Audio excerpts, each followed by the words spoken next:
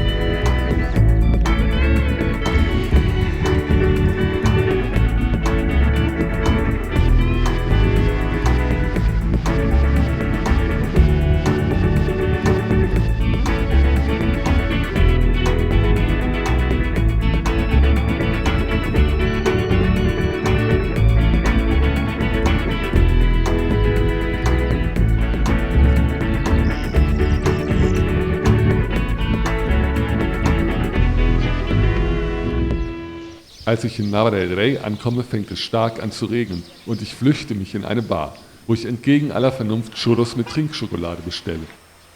Vielleicht glaube ich insgeheim am Morgen etwas verpasst zu haben. Als der Regenguss aufgehört hat, fühle ich mich voll und kaum noch in der Lage, nun weiterzuwandern. Ich versuche es auf jeden Fall.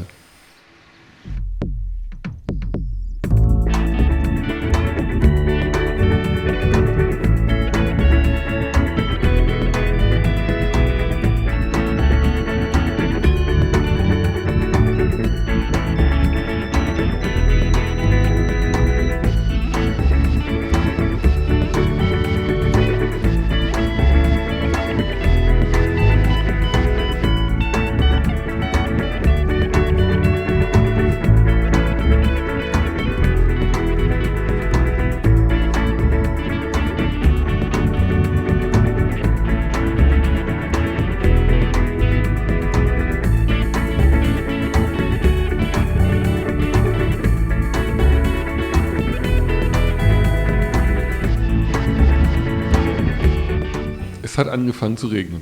Also bleibe ich im kleinen Refugio im Rathaus von Siete Iglesias, wo es aber tatsächlich nur eine Kirche und eine kleine Kapelle gibt, nicht aber 7, wie im Namen angedeutet wird. Ich scheine der Einzige zu bleiben, denn als ich vom Essen von einem Restaurant an der Landstraße komme, begegne ich den beiden Deutschen, die noch weiter nach Castro Nuño gehen wollen. Von Alfonso bekomme ich eine SMS aus Tordesillas. Er hat dort die Französin getroffen, dabei hatte sie uns erzählt, dass sie auf dem Levante unterwegs sei und nach Zamora wolle. So kann es gehen, wenn man nicht aufpasst. Spät treffen noch die beiden Basken ein und so bleibe ich doch nicht ganz alleine.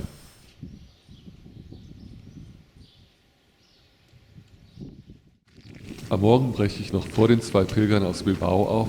Das Wetter ist wie am Vortag. Viele Wolken, Regen jederzeit möglich.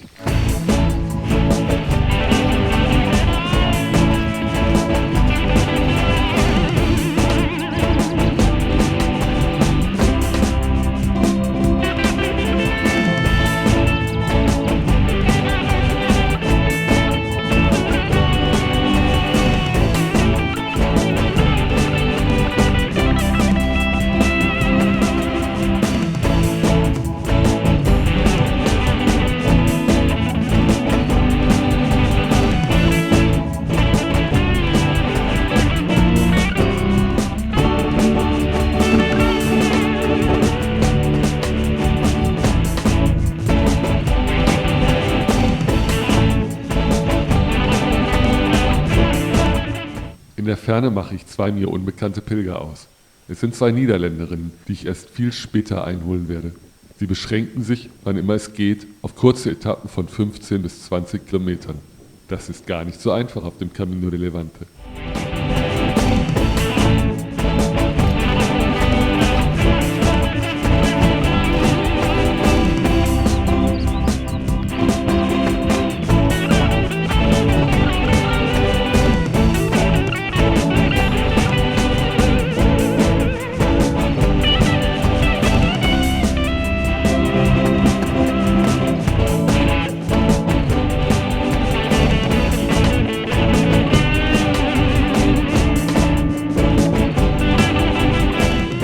Während weit vor mir das heutige Etappenziel Toro mit seiner mächtigen Kathedrale direkt am Steilufer schon erkennbar ist, führt der Weg nun parallel zum Duero-Fluss, dem ich auch auf der folgenden Etappe nach Zamora folgen werde und der als Douro auf der portugiesischen Seite in den Atlantik fließt.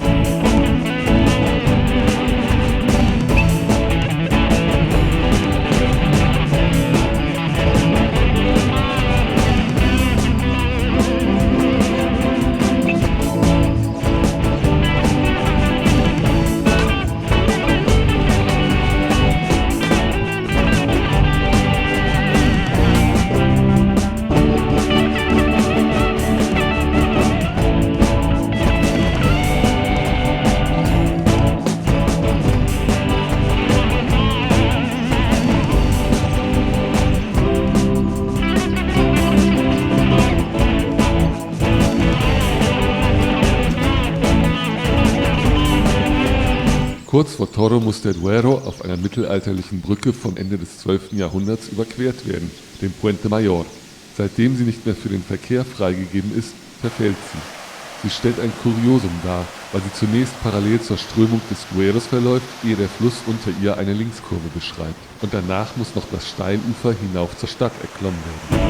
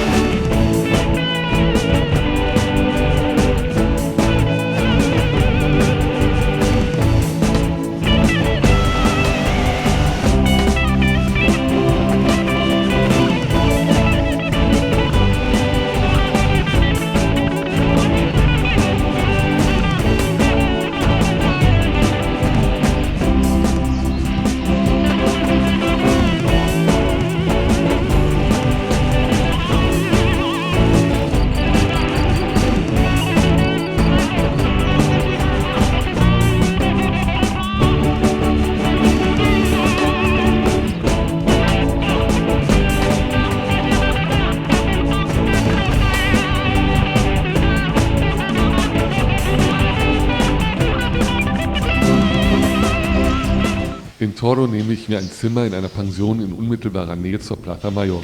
Obwohl die beiden Holländerinnen, die 2 Deutschen und auch die Basken in ihr übernachten, sehe ich sie nicht. Und wiederum bleibt es ein einsamer Nachmittag und Abend, an dem ich viel Zeit habe, mir das Städtchen mit seinen knapp 10.000 Einwohnern und seinen vielen im Mudéjar-Stil errichteten Kirchen ausgiebig anzusehen. Am berühmtesten jedoch ist die Kollegiatskirche Santa Maria la Mayor, an der ich auf ein paar Straßenkatzen treffe, die es sich in der Sonne gut gehen lassen. Gatitos, ¿qué hacéis?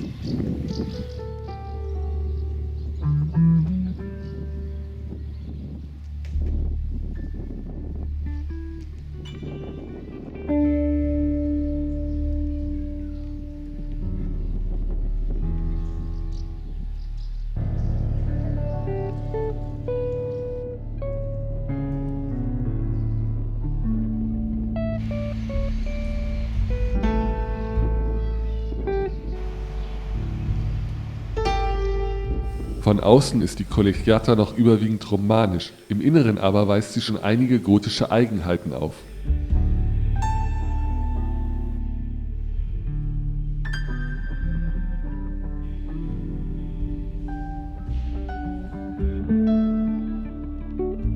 Ihr wuchtiger 16-seitiger Vierungsturm erinnert entfernt an den der Kathedrale von Zamora, wirkt aber im Zusammenspiel mit dem Rest des Gebäudes viel harmonischer.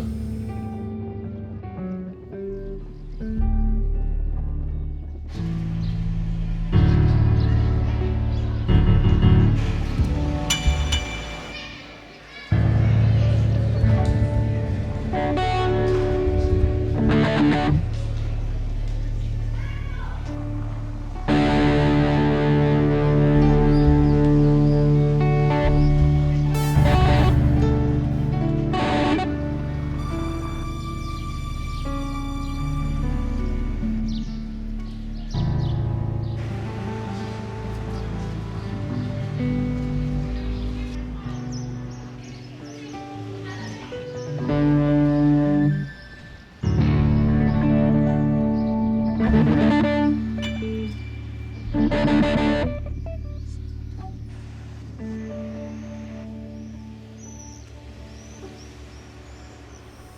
Gestalten des ausgehenden Mittelalters und der frühen Neuzeit begegnet man auf dem Camino de Levante immer wieder.